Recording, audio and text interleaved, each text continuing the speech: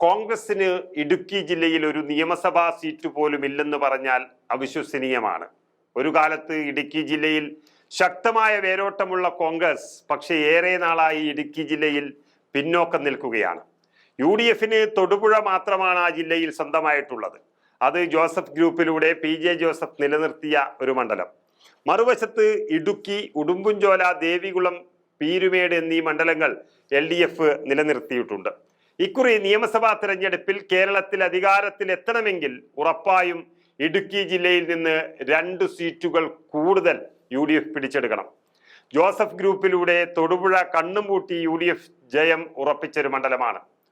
നിയമസഭയിലെ ഏറ്റവും സീനിയറായ നേതാവ് PJ ജോസഫ് MLA ആയി 40 കൊല്ലവും കടന്നു മുന്നേറുകയാണ്. പ്രായാധിക്യം ജോസഫിനെ തളർത്തുന്നുണ്ട്. യഥാർത്ഥത്തിൽ 2026 ജോസഫ് മാറി നിൽക്കുകയാണെങ്കിൽ മകൻ അപ്പു ജോസഫ് തന്നെ ജോസഫ് ഗ്രൂപ്പിന്റെ നെടുനായകത്വം ഏറ്റെടുക്കേണ്ടി വരും.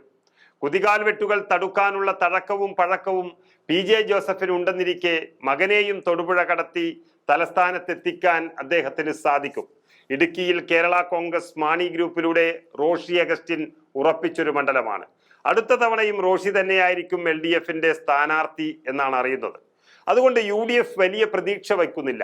പിന്നീടുള്ളത് കഴിഞ്ഞ വർഷങ്ങളിൽ CPM ഉറപ്പിച്ചു നിർത്തിയ ദേവികുളവും ഉടുമ്പുംചോലയുമാണ്.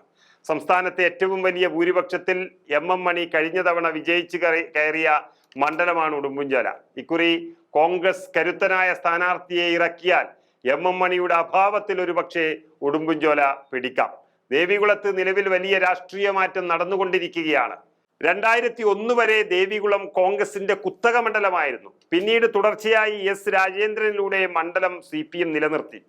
ഈ മുൻ MLA ഇന്ന് CPMുമായി ഇടഞ്ഞ് BJP പക്ഷത്തേക്ക് ചാഞ്ഞാണ് നിൽക്കുന്നത്. അതുകൊണ്ട് അടുത്ത നിയമസഭാ തിരഞ്ഞെടുപ്പിൽ ഒരുപക്ഷെ BJP സ്ഥാനാർത്ഥിയായി ഈ മുൻ CPM MLA വന്നേക്കാം.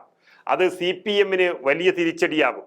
ഈ സീറ്റിൽ അതുകൊണ്ട് തന്നെ കോൺഗ്രസ് നിലവിൽ വിജയം പ്രതീക്ഷിക്കുന്നു.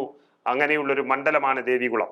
അവസാനത്തെ സീറ്റ് പീരുമേടാണ്. 2006 മുതൽ ES ബിജിമോൾ ഈ സീറ്റ് CPIക്ക് വേണ്ടി പിടിച്ചെടുത്തിരുന്നു. ചെറിയ ഭൂരിപക്ഷത്തിലാണ് എല്ലാ വിജയവും. മന്ത്രിസ്ഥാനം വരെ ബിജിമോൾ മോഹിച്ചുവെങ്കിലും പാർട്ടിയിൽ ഉൾപ്പോര് ബിജിമോളുടെ പാലം വലിച്ചതാണ്.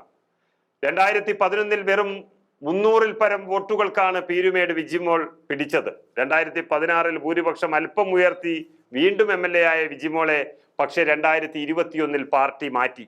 മത്സരിക്കാനെത്തിയത് മുതിർന്ന CPI നേതാവ് വാഴൂർ സോമനാണ്. 1835 വോട്ടുകൾക്ക് മാത്രമാണ് സിറിയക് തോമസിനെ വാഴൂർ സോമൻ വീഴ്ത്തിയത്. എങ്കിലും ഏത് നിമിഷവും കോൺഗ്രസിന്റെ കൈപ്പിടിയിൽ ഒതുക്കാൻ സാധിക്കുന്ന സീറ്റാണ് പീരുമേട്. തൊടുപുഴയും പീരുമേടും UDF ഉറപ്പിക്കുമ്പോൾ ഇടുക്കിയും ഉടുമ്പുംചോലയും CPMും ഉറപ്പിക്കുകയാണ്. ദേവികുളം കൂടി കോൺഗ്രസ് പക്ഷത്തേക്ക് ചായുകയാണെങ്കിൽ ഒരു പക്ഷേ 3-2 UDF ഇടുക്കി പിടിച്ചെടുക്കും.